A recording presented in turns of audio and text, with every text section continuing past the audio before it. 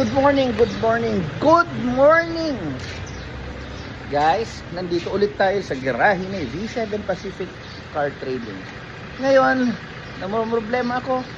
Ubus na po ang unit natin, pero may mga dumating. So, tignan natin. So, ito, si Fortuner, for delivery na to ng July 7, Monday.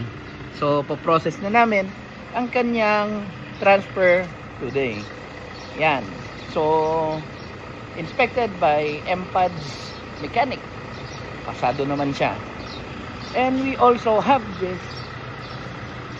Ertiga 2018 model. Napakasariwa po niyan.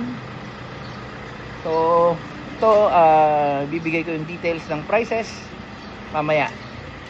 Napakasariwa niyan. And then CL300 2016 model. So ilalatag lang namin, buffing, linis lahat, and then bago natin i-market.